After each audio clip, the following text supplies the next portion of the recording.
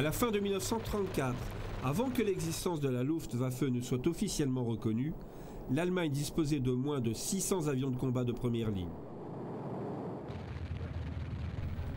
Mais à l'ouverture des hostilités de la Seconde Guerre, ce nombre avait grimpé à plus de 3500 appareils.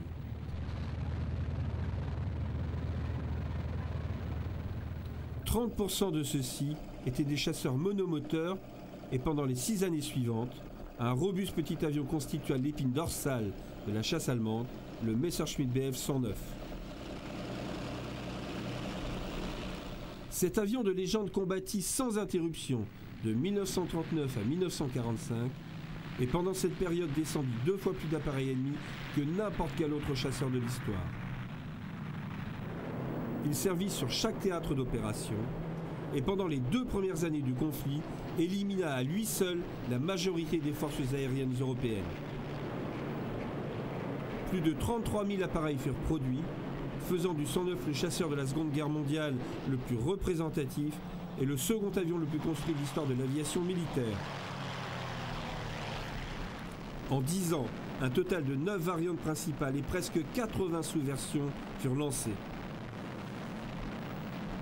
Les améliorations constantes permirent à cette machine de conserver ses formidables qualités au combat jusqu'à la toute fin des hostilités. Et en dépit de l'apparition du superbe Focke-Wulf 190, le Bf 109 est devenu le plus célèbre avion allemand jamais construit.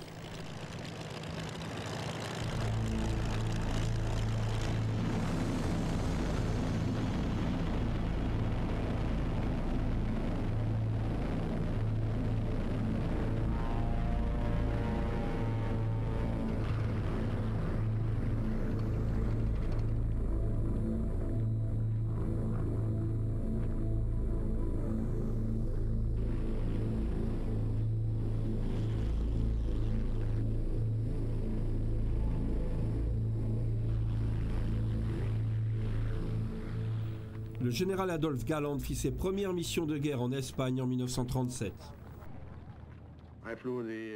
J'ai piloté le biplan Heinkel 51, mais déjà à cette époque, il était dépassé comme chasseur. Ceci dit, nous l'avons utilisé comme avion d'attaque, pour le strafing ou le bombardement. La guerre civile espagnole a marqué la fin de l'ère du biplan, avec l'introduction d'une nouvelle génération de chasseurs, les monoplans cantilever avec train escamotable et cockpit fermé. Un pilote de chasse dans un cockpit fermé, c'était une chose impossible. Parce que vous deviez sentir l'ennemi. Et vous pouviez le sentir à cause de toute l'huile qui brûlait. Le premier de ces nouveaux chasseurs fut le Messerschmitt 109. L'impact initial de ces nouveaux appareils fut stupéfiant. De façon surprenante, le Messerschmitt 109, même dans sa toute première version, était supérieur à tous ceux qui volaient alors en Espagne. La nouvelle machine était capable d'emporter 2 mitrailleuses fixes et atteignait une vitesse supérieure à 400 km/h.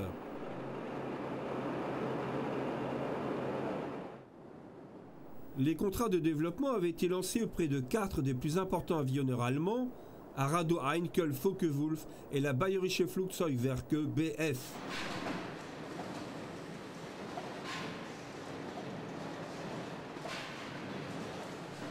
Chacun produisit son propre appareil et après une série d'essais et d'évaluation, le Bf-109 de Willy Messerschmitt fut choisi pour devenir le chasseur de première ligne allemand standard.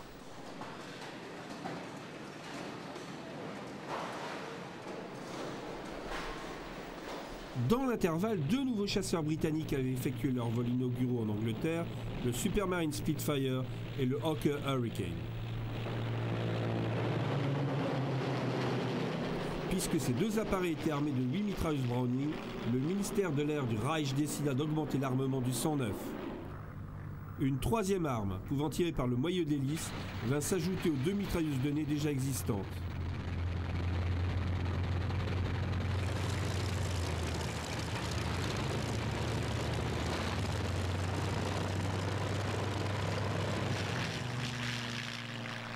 Ils connurent un succès immédiat et durant les 2 premiers mois de combat se montrèrent bien supérieurs à tous les autres appareils impliqués dans la guerre civile espagnole. Constituée de pilotes volontaires, la Légion Condor combattait aux côtés des forces nationalistes du général Franco. En Allemagne, les premiers 109 disponibles furent affectés au 1er et 2e groupe de l'escadre de chasse Richthofen.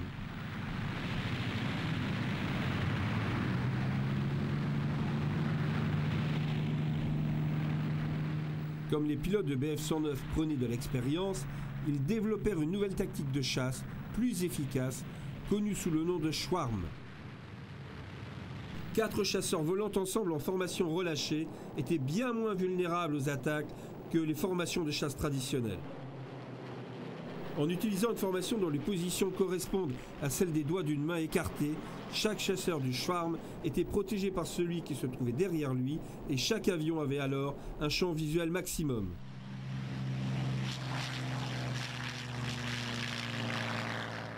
Mais en dépit de ses mérites évidents, le 109 avait un défaut pouvant se révéler mortel.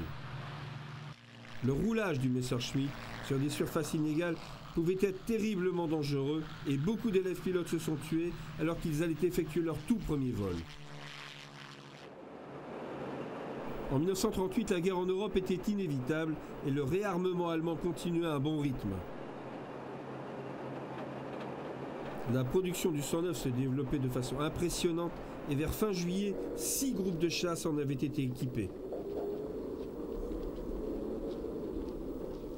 En octobre, la première version réellement au point fit son apparition, le 109E, équipé d'un Daimler-Benz. Connu comme le Emil, il avait une vitesse maximum de 570 km/h. Il était armé de 2 mitrailleuses et 2 canons, ou alors de 4 mitrailleuses et 1 canon. Le 1er septembre 1939, l'Allemagne envahit la Pologne et 200 109 furent utilisés en première ligne de l'attaque. La force aérienne polonaise fut totalement dominée et en moins d'un mois, elle avait perdu plus de 200 de ses avions de combat.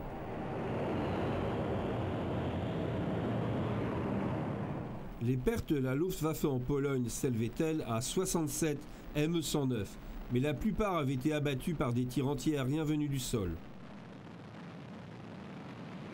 La première confrontation entre le nouveau chasseur allemand et la RAF survint le 3 septembre au-dessus de Brunsbüttel.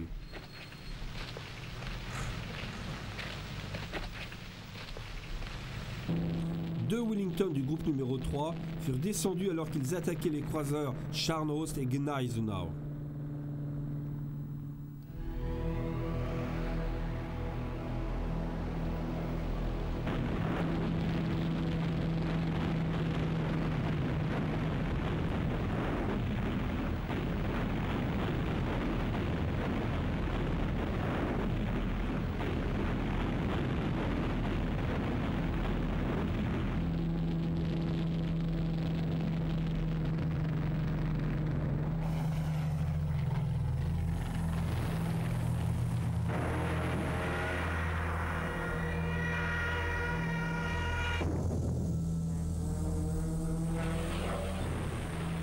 Le 13 décembre, les 109 détruisirent 5 Wellington de plus lors d'un raid contre les croiseurs Leipzig et Nuremberg. 5 jours plus tard, un autre groupe de 24 Wellington des 9e, 37e et 149e Squadron décollèrent pour une mission au-dessus de Wilhelmshaven et de la route de Schillig. Ils furent interceptés par des ME-109 et des ME-110 qui détruisirent 10 des avions anglais alors que 3 autres étaient gravement endommagés.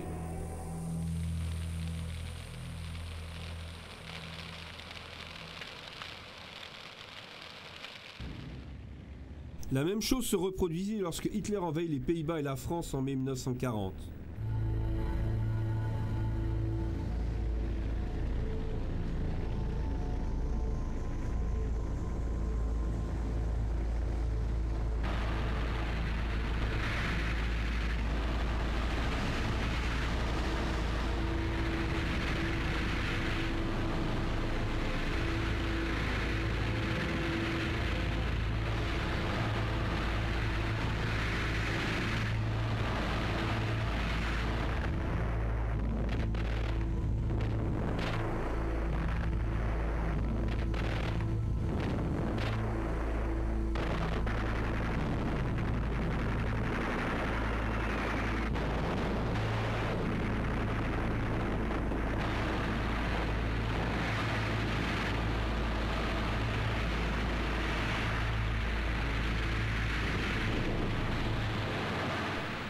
La Hollande, la Belgique et le Luxembourg furent défaits en quelques jours et l'armée de l'air française ne pouvait égaler la Luftwaffe ni en termes d'organisation ni en équipement. 60 groupes de chasse avec plus de 1109 étaient déployés pour appuyer l'avance des troupes allemandes. En moins d'une semaine, la France avait perdu une grande partie de sa force de chasse.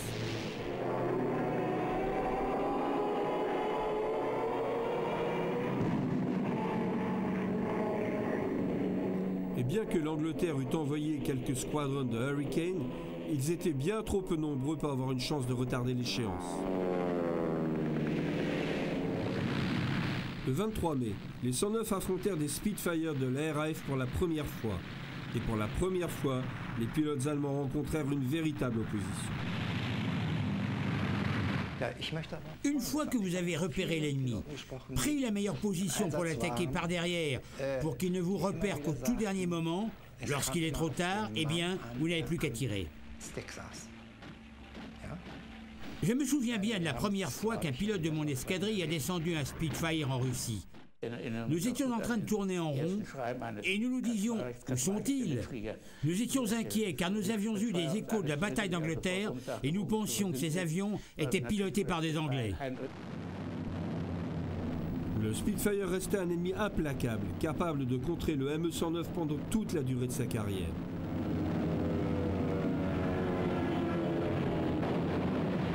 Alors que les Allemands étaient en train d'écraser la France, les Spitfire et les Hurricane de la RAF couvraient le corps expéditionnaire britannique tandis qu'ils tentaient de s'échapper de Dunkerque.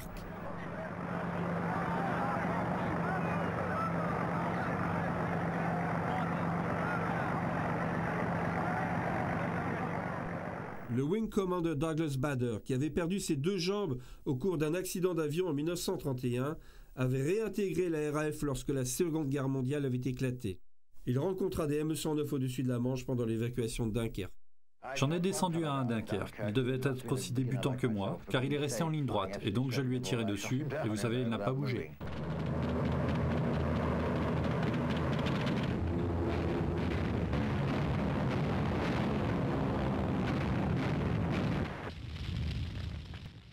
Il y avait beaucoup d'avions à Dunkerque et pas mal de bons pilotes. Mais ils essayaient de protéger 300 000 hommes sur les plages. Ça fait un paquet de monde, et c'était une mer mortellement calme. Malgré tout, et en dépit du succès de l'évacuation de Dunkerque, à la fin du mois de juin, la RAF avait perdu plus de 500 chasseurs. La France avait capitulé, et l'Allemagne contrôlait complètement le ciel de toute l'Europe de l'Ouest.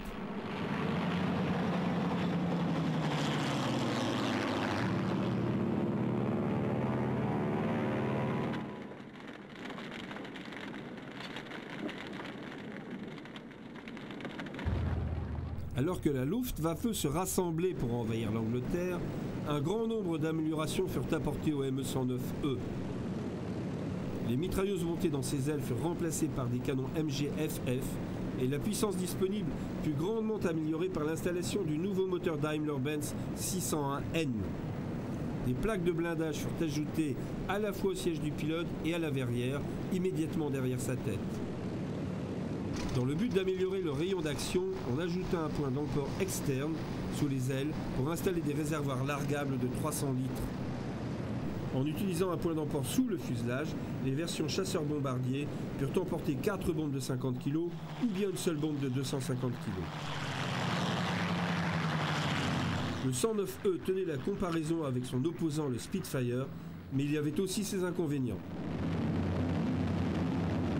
Robert Stanford Tuck, un as de la RAF qui a obtenu sa première victoire au-dessus de Dunkerque, avait une certaine expérience du 109E.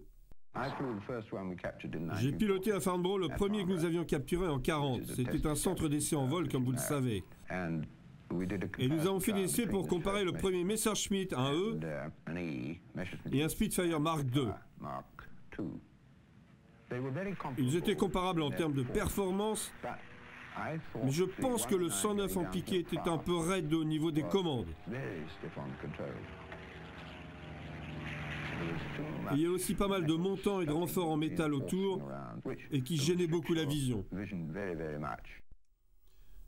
À l'été 1940, plus de 2500 avions allemands étaient prêts à fondre sur la Grande-Bretagne. Basés en France et aux Pays-Bas, ils commencèrent l'assaut le 13 août.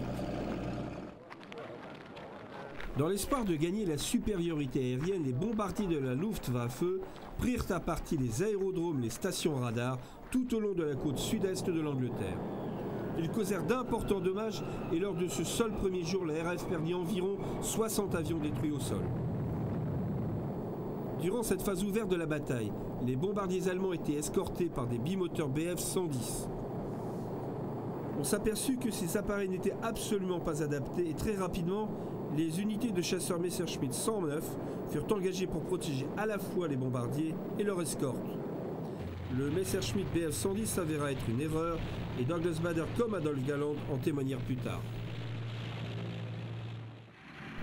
Les Allemands pensaient qu'il était bon, mais franchement, c'était du gâteau pour un chasseur monomoteur. Absolument. Et je pense que le Lightning a été également une erreur équivalente, même si ça va mettre en colère les pilotes de P-38.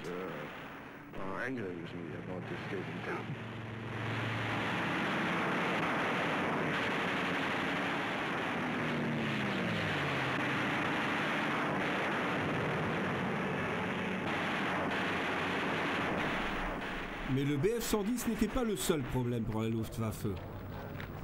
Le 109E avait un rayon d'action limité à 400 000. De ce fait, il ne pouvait rester en opération au-dessus de l'Angleterre qu'une quinzaine de minutes.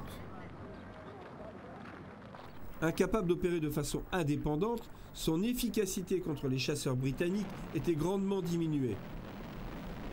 Pendant la première semaine de septembre, Göring changea sa tactique et plutôt de continuer à attaquer les aérodromes anglais, commença à concentrer ses efforts contre la ville de Londres. La RAF put alors respirer et vers le 15 septembre, le Fighter Command fut capable d'envoyer 300 chasseurs pour intercepter le plus important raid de bombardement de la bataille. Dans la mêlée qui s'ensuivit, Spitfire Hurricane était 2 fois plus nombreux que les Messerschmitt 109 et du coup 60 avions allemands furent détruits.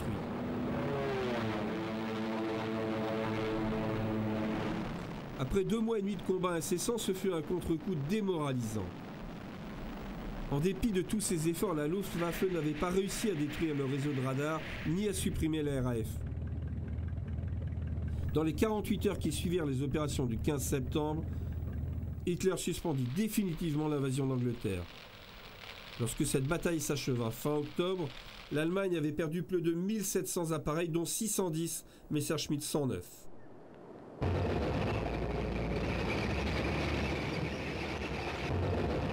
En avril 1941, Hitler attaqua la Yougoslavie et la Grèce. Tandis que la guerre s'étendait vers l'Afrique et le Moyen-Orient, le 109 fut modifié pour l'adapter aux conditions climatiques de ces régions. Pour minimiser les dégâts sur le moteur, un filtre à sable fut installé sur l'entrée d'air du compresseur. Le résultat de cette tropicalisation fut désigné Bf-109 Trop. En juin 1941, l'Allemagne lança l'opération Barbarossa, l'invasion de la Russie. L'attaque initiale fut appuyée par 450 Bf-109.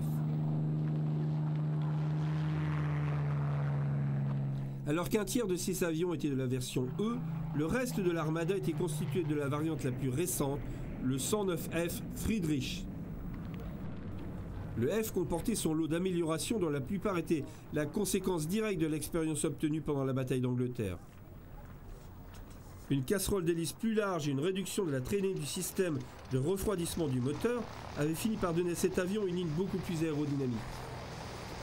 Les bouts d'ailes arrondis et la suppression des haubans de soutien de la gouverne de profondeur améliorèrent par rapport aux eux à la fois la vitesse de pointe et le plafond opérationnel. Pendant les 2 premiers jours de l'opération Barbarossa, les 109 EF de la Luftwaffe descendirent plus de 300 avions russes. Des centaines furent également détruits au sol lors d'une série d'attaques contre les aérodromes soviétiques minutieusement planifiées. À la fin du mois, les pilotes allemands revendiquaient plus de 4000 appareils russes pour la perte de seulement 150 de leurs propres avions.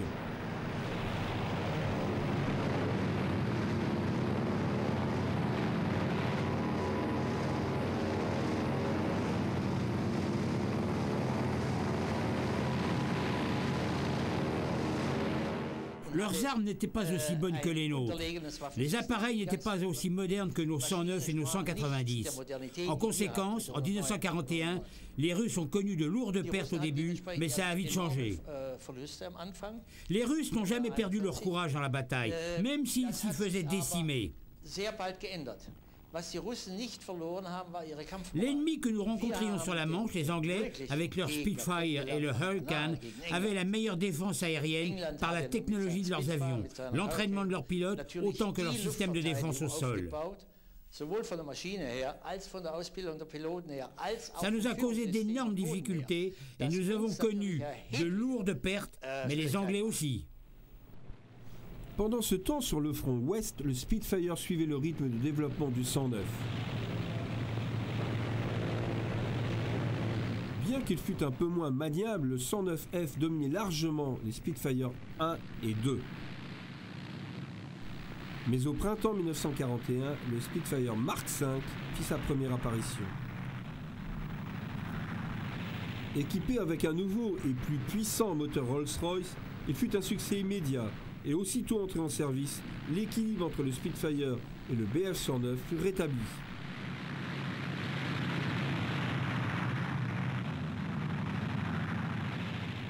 Beaucoup d'as de la chasse obtinrent leur succès sur le 109, et Helmut Lehn fut l'un d'entre eux. Helmut Lehn totalisa 113 victoires à bord de 109 contre les flottes de bombardiers alliés lourdement défendues leurs escortes de chasse. Pour la RAF, le Spitfire 5 rétablit l'équilibre, mais seulement à court terme.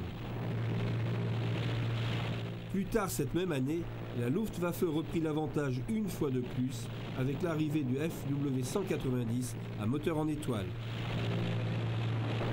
Connu comme le Butcher Bird de Focke-Wulf 190, pouvait surpasser en montée comme en piqué n'importe quel autre chasseur.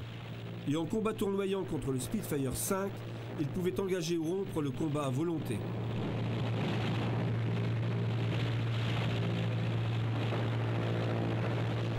Johnny est rentré avec son ailier et nous a dit « On a rencontré un nouvel avion allemand avec un moteur tout rond et des bouts d'ailes carrées et il nous a dominés. Il était meilleur que le Spitfire 5 dans tous les domaines. C'était quoi ? Et les services de renseignement nous ont dit « Nous pensons que ça doit être des vieux chasseurs Curtiss que les Américains ont vendus à la France et qu'ils ont dû récupérer. » Bien. Si ces vieux Curtiss sont aussi bons que ça, est-ce qu'on pourrait en avoir quelques-uns, s'il vous plaît? Bien sûr, ils ont compris quelques semaines plus tard que c'était en fait des Focke-Wulf 190. Le ME-109 était largement supérieur, mais comme la plupart des combats se déroulaient à basse altitude, le Focke-Wulf avait globalement l'avantage. L'avion était plus solide que le 109, mais il avait aussi certaines particularités. Par exemple, lors de certains vols, parce que le système de refroidissement marchait mieux à très grande vitesse, on avait souvent des problèmes de surchauffe moteur. Ceci pouvait engendrer des problèmes sur l'avion. Également, l'avion avait une sale habitude à embarquer d'un côté ou l'autre et quelquefois, c'était presque impossible à maîtriser.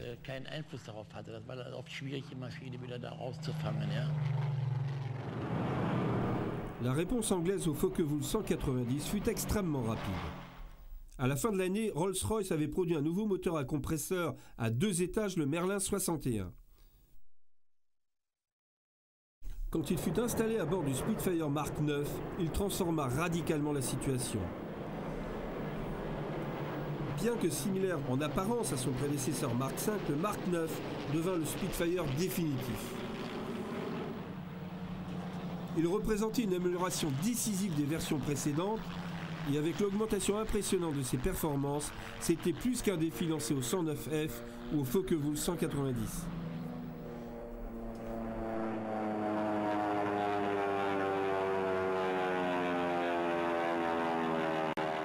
Le Spitfire 9 régna superbement sur le reste de la guerre. Il était meilleur que le 190, qu'il dominait dans tous les aspects du combat.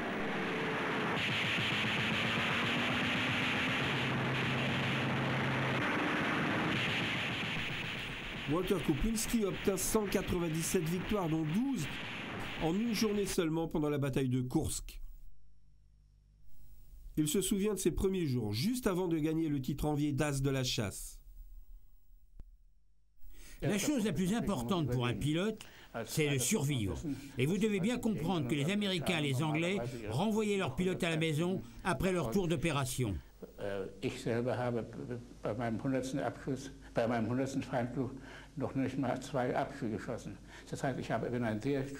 Alors, par comparaison à ma 100e mission, je n'avais alors que 2 victoires. Ça montre que j'étais peut-être un peu lent à comprendre, mais l'expérience acquise m'a bien montré comment tirer sur l'ennemi. Si vous survivez, vous avez une chance de devenir un as. Le général Steinhoff, qui était le commandant du groupe à ce moment-là, voulait se débarrasser de moi et me transférer dans les Stuka parce que je n'avais jamais mis un coup au but. Je n'ai même pas touché quoi que ce soit pendant mon entraînement à l'école de chasse. Ça montre que notre entraînement était mauvais et tout ce que j'ai appris, je l'ai appris par ma propre expérience et en fait, mon entraînement, je l'ai fait au combat. Plus tard, j'ai à mon tour entraîné des pilotes. En fait, je les emmenais avec moi et un de mes pilotes était Hartmann, qui fut mon ailier et qui devint plus tard un des meilleurs pilotes que nous ayons eus. Je n'arrêtais pas de lui dire « viens plus près » jusqu'à ce qu'il comprenne et devienne un grand as. L'expérience est une chose primordiale pour un pilote de chasse et quand vous êtes assez courageux pour venir près de votre cible, même encore plus près, attendre pour appuyer sur la détente, et bien là, vous réussissez.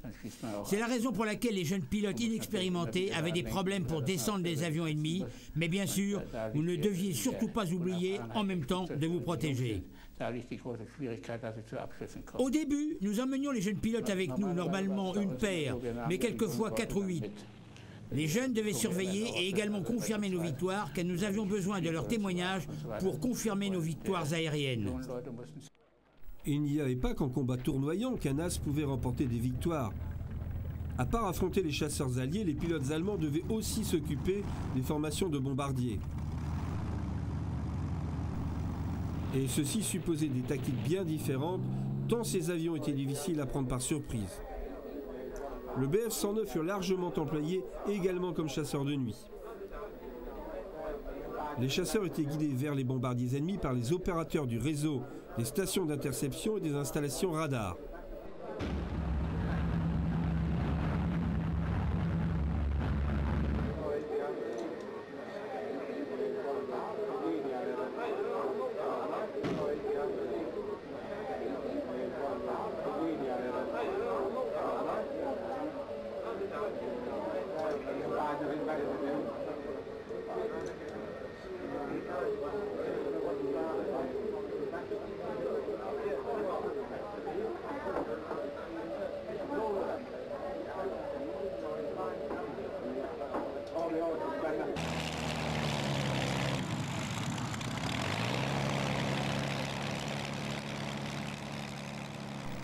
Le 1er septembre 1942, alors en mission d'escorte en Afrique, l'as de la chasse Hans Joachim Marseille établit un record à bord d'un 109F lorsqu'il détruisit 18 chasseurs anglais en une seule journée. Au cours de ce même mois, il abattit un total de 62 avions et au moment de sa mort le 30 septembre, son score personnel s'établissait à 158 avions anglais. Et pourtant, ce chiffre paraît relativement faible si on le compare au score de Gerhard Barkhorn ou de Erich Hartmann, qui ont servi au sein de la JG-52, car ces deux hommes ont obtenu chacun plus de 300 victoires en combat. Ils furent les deux plus grands pilotes de chasse de cette guerre et les deux seuls à descendre plus de 300 appareils ennemis en combat. Hartmann était un spécialiste de la tactique et il devint l'as des as de toute l'histoire de l'aviation.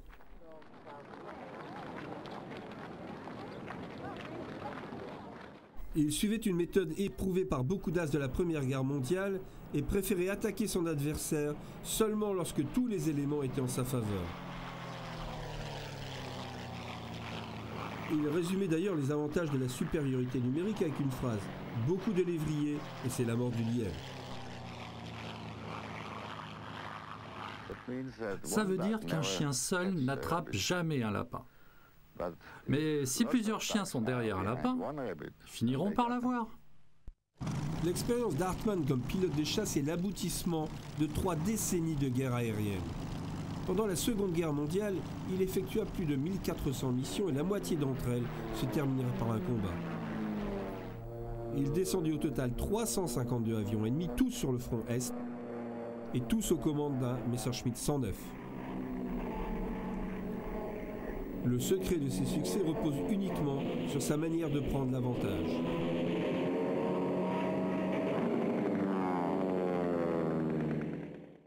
Il n'y avait pas de nuage, absolument aucun nuage. Mais je devais rester dans le soleil et commencer mon attaque comme ça. S'il y avait des nuages, j'essayais de partir de plus bas, mais j'avais le risque qu'il y ait des ennemis juste sous la couverture nuageuse. Alors j'essayais de me mettre exactement sous leurs avions et d'arriver vers eux plein gaz, et ils ne pouvaient pas me voir à cause de leurs ailes. Et là, je les descendais.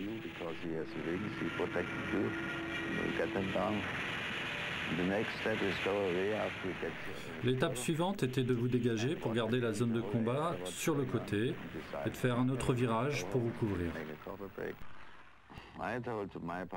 J'ai toujours dit à mes pilotes qu'il ne fallait tirer que lorsque l'adversaire remplissait totalement leur pare-brise. Ça économisait les munitions.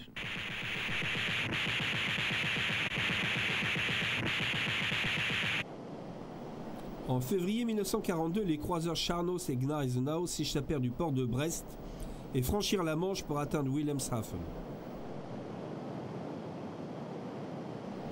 Pas loin de 200 109F prirent part à l'opération majeure qui consistait à couvrir en permanence les deux navires. Les unités de la côte de la Manche, les JG1, 2 et 26, firent face aux attaques répétées de la RAF et revendiquèrent 50 avions ennemis pour la perte de seulement 4 d'entre eux.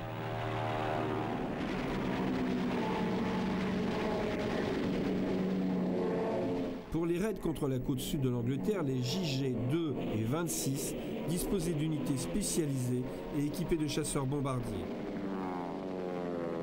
En employant le 109 F4, ils firent de nombreuses attaques surprises contre les navires, les gares, les usines et les installations pétrolières. Mais en dépit de sa grande vitesse et de ses bonnes performances en altitude, le 109 F ne fut pas construit en suffisamment d'exemplaires.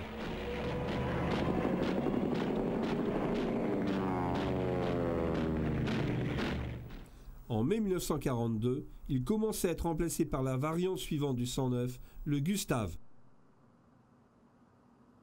Équipé d'un Daimler-Benz DB605, la nouvelle machine avait de meilleures performances que le Friedrich et un armement plus puissant. Mais il était beaucoup plus lourd et moins manœuvrant. Il fut cependant construit en très grande quantité et durant les 3 années qui suivirent, forma l'essentiel de la chasse de la Luftwaffe. À la fin de la guerre, 10 sous-versions principales apparurent, comprenant des versions chasseurs-bombardiers capables de tirer des roquettes, des versions biplaces d'entraînement, des versions de reconnaissance photo et une série de chasseurs équipés ou non de cockpit pressurisés.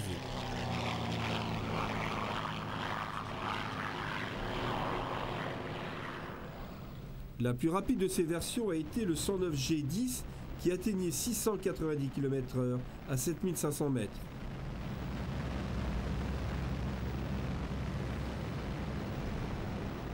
Le Gustav fut suivi des versions H et K, mais qui n'arrivèrent pas à le supplanter. Il était destiné à servir dans toutes les unités de chasse de la Luftwaffe sur tous les théâtres d'opération. Et tant que la demande croissait, la production annuelle du 109 augmentait rapidement. En 1942, approximativement 2500 exemplaires avaient été fabriqués. L'année suivante, ce chiffre fut porté à 6250.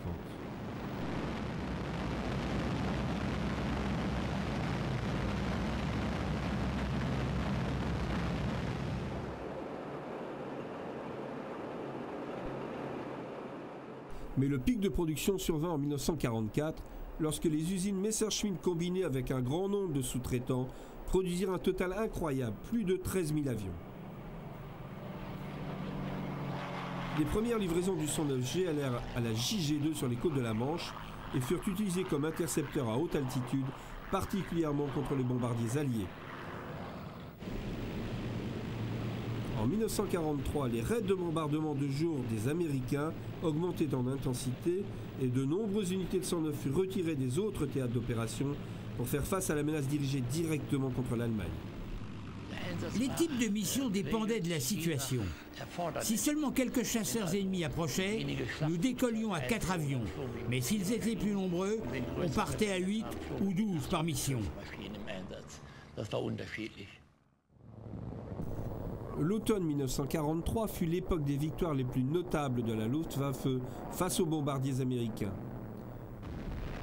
Le 1er août, 55 bombardiers lourds furent descendus lors d'un raid contre les installations pétrolières de Ploesti en Roumanie.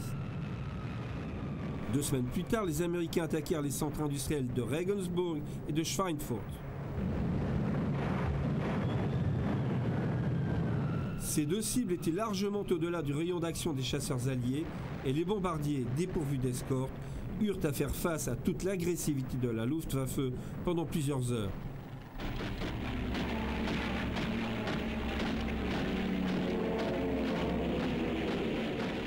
60 B-17 furent perdus lors du premier raid le 17 août et à peu près un mois plus tard, 60 autres bombardiers ne parvinrent pas à rentrer après un second raid.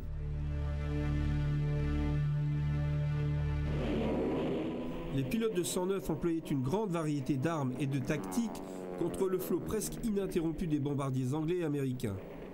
Quelques chasseurs pouvaient emporter et tirer des roquettes de 21 cm depuis le dessous de leurs ailes, tandis que d'autres, qui volaient au-dessus des bombardiers, larguaient des bombes de 250 kg sur les concentrations de bombardiers. Il y avait constamment des tentatives d'amélioration des chasseurs, et c'était la même chose chez l'ennemi. Par exemple, face aux forteresses volantes de Boeing, nous devions trouver de nouvelles armes pour les combattre. C'est pourquoi nous avons même tenté de les combattre avec des roquettes suspendues aux ailes des chasseurs.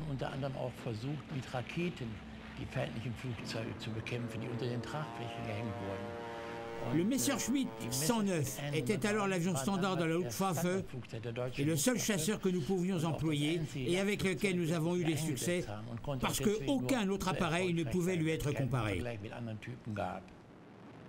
Pour contrer les bombardements nocturnes de la RAF, 3 escadres de 109 optèrent pour une nouvelle tactique. Il s'agissait de faire coopérer les pilotes de chasse et les projecteurs de défense antiaérienne pour illuminer et détruire les bombardiers isolés. En dépit de l'obscurité, chaque avion pris dans le faisceau lumineux d'un projecteur devenait une proie facile.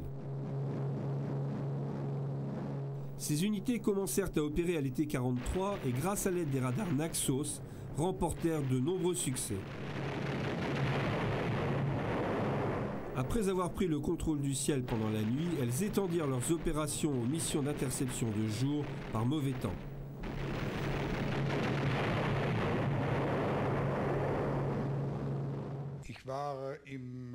J'ai été un temps basé près de Gutenberg avec la JG 304. J'étais un pilote des hautes altitudes.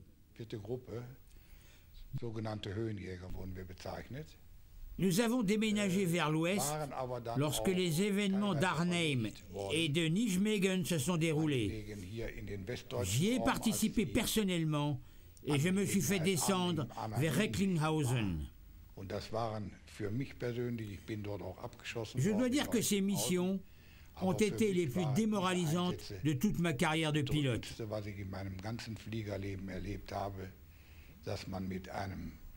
Quand vous pilotez un avion lourdement blindé et que vous attaquez des avions de transport ou des planeurs, vous savez qu'à l'intérieur, il y a des hommes. C'est vraiment la pire des missions. Pendant ce temps, sur le front Est, Hitler avait lancé l'opération Citadelle. Avec pour objectif d'anéantir les forces soviétiques dans la région vitale de Koursk, cette offensive majeure fut la bataille la plus décisive de tout le front russe. 2500 Panzers furent épaulés par 8 escadres de chasse équipées de 109 G et de Focke-Wulf 190.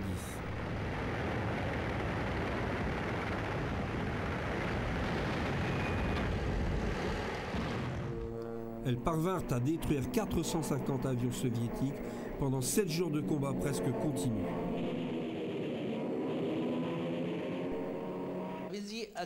Il y a une chose à propos de la bataille de Koursk dont je me souviens particulièrement bien, car ce fut important pour moi.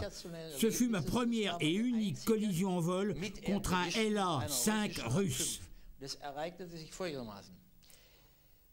Une fois, alors que la bataille durait depuis 8 jours, je volais avec mon ailier pour ce que nous appelions une mission de nettoyage. J'ai vu 2 petits points à l'horizon, 2 chasseurs. Die sah ich gegen eine riesige weiße Cumuluswolke und konnte natürlich keine Farbe ausmachen. Die waren gegen die schwarz. Die flog von West nach Ost, spät Nachmittag.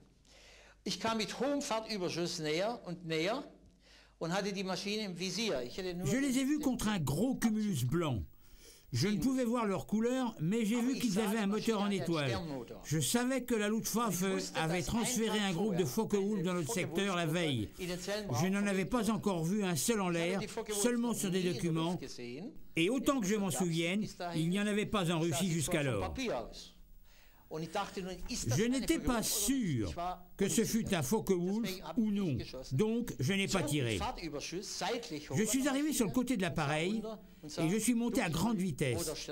J'ai regardé vers le bas et j'ai pu voir qu'il était vert sombre et l'étoile rouge. Les Russes. Bien sûr, je ne pouvais continuer comme ça, car ils m'auraient pris en chasse, donc j'ai effectué un large virage à droite et j'ai plongé sur eux, et lorsque je fus très près, j'ai tiré une rafale.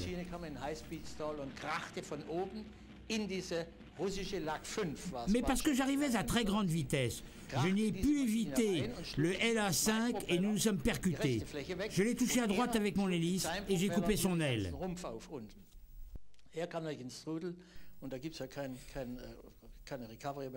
L'avion russe m'a touché à l'arrière avec son hélice, puis il s'est écrasé. Mon appareil est entré en vrille et c'est là que les problèmes ont commencé. J'ai essayé de le récupérer, mais j'étais en train de tomber. J'ai pensé que c'était perdu, vu que mon moteur me secouait violemment. Mais j'ai réussi à négocier un atterrissage en low-ligne. J'ai dû atterrir avec beaucoup de précautions, car mon avion partait en miettes. Alors que le sort tournait sur le front Est, les campagnes de bombardement anglaises et américaines plaçaient la Luftwaffe sous une pression de plus en plus forte. À partir de 1943, les pilotes de 109 eurent à faire face à l'un des chasseurs les plus puissants de la Seconde Guerre mondiale, le Republic P-47 Thunderbolt. Avec 8 mitrailleuses de 12-7, le P-47 possédait une puissance de feu sans pareil. Son moteur en étoile R2800 Double Wasp lui donnait une vitesse très élevée et il pouvait être équipé de réservoirs supplémentaires de carburant largable, ce qui lui permettait d'intervenir en profondeur dans les territoires allemands. Francis Gabreski pilotait un P-47 au sein du 56e Fighter Group et devint l'as des pilotes de chasse américains du front européen. Ses 28 victoires confirmées incluaient 10 Focke-Wulf 190 et 10 Messerschmitt 109. C'était un avion solide, construit comme un tank. Et on pouvait l'emmener à travers n'importe quoi. Il était vraiment plus qu'un défi pour le Focke-Wulf 190. Et il était vraiment plus qu'un défi pour le 109. Nous avions un système d'injection d'eau qui nous permettait de maintenir la pleine puissance de 3 à 5 minutes en fonction de la manière dont on l'utilisait. Ça nous donnait un formidable avantage, ce dont nous avions besoin face à la Luftwaffe.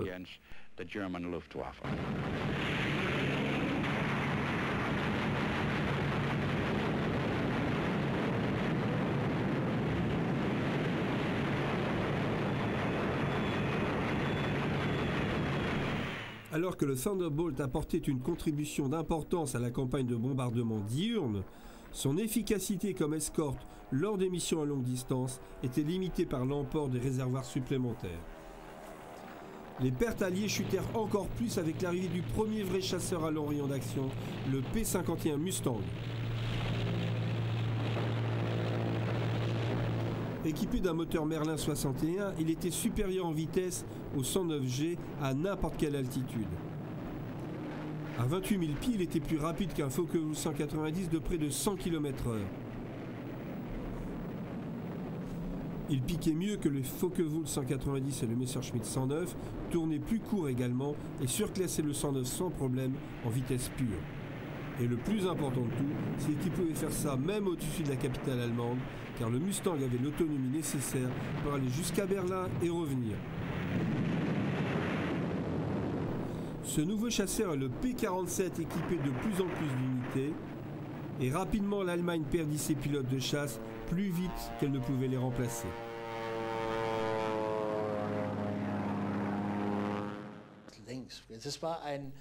Nous combattions en sachant que nous avions perdu, mais nous faisions quand même de notre mieux, tout en sachant que nous n'aurions pas la victoire finale.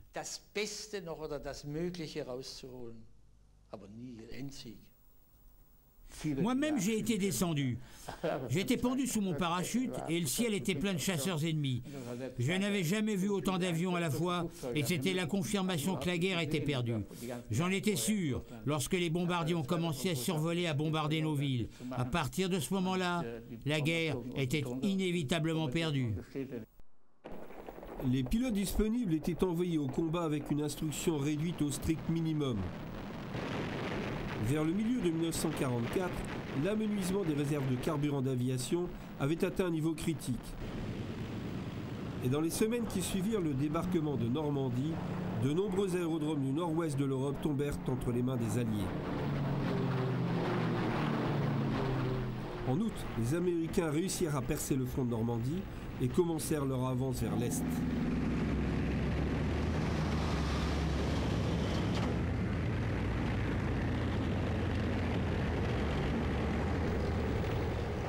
Pour réduire le temps de vol vers les zones de combat, les forces aériennes tactiques alliées construisaient de nouveaux aérodromes à une vitesse incroyable. Des plaques métalliques perforées étaient employées sur des terrains à peine défrichés et un système de pistes et de chemins de roulement pouvait être opérationnel en moins de 6 heures. Et comme les forces terrestres d'Hitler étaient repoussées de plus en plus, les bases de la Luftwaffe furent rapidement débordées. Les bases qui restaient sous le contrôle allemand étaient soumises à d'incessantes attaques, vague après vague, par les avions alliés. Les chasseurs allemands étaient définitivement surclassés et ceux qui survivaient aux attaques initiales étaient en danger aussi bien dans les airs qu'au sol.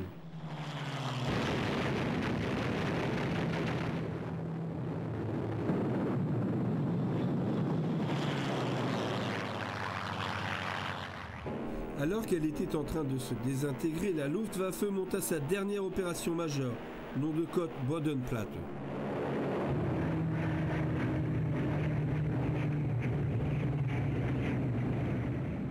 Le 1er janvier 1945, 800 chasseurs décollèrent pour une attaque surprise contre les bases alliées en Hollande, Belgique et Luxembourg. À la fin de cette journée, ils avaient détruit pas loin de 200 appareils alliés, au prix d'une centaine de Focke-Wulf et Messerschmitt.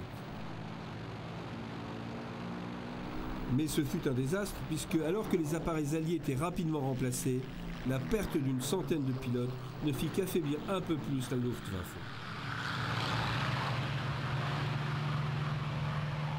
Le 7 avril 1945, 120 Messerschmitt 109G d'une unité spéciale appelée le Sonderkommando Elbe prirent part à une importante mission suicide contre un raid de bombardiers alliés.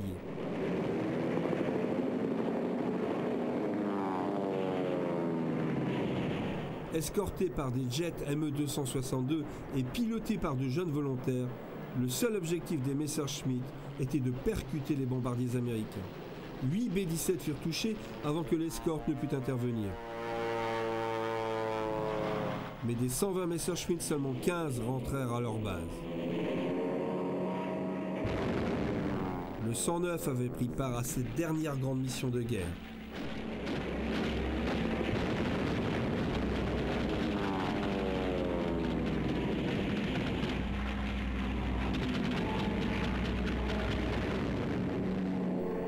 Une fois la Luftwaffe définitivement défaite, les aviations alliées avaient le contrôle total du ciel au-dessus de l'Allemagne.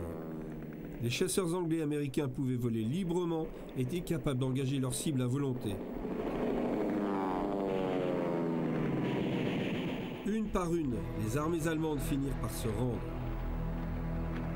Le 7 mai, l'Allemagne capitulait et avec Göring lui-même prisonnier des Alliés, la résistance de la Luftwaffe et la carrière d'un des plus importants chasseurs de l'histoire prenait fin.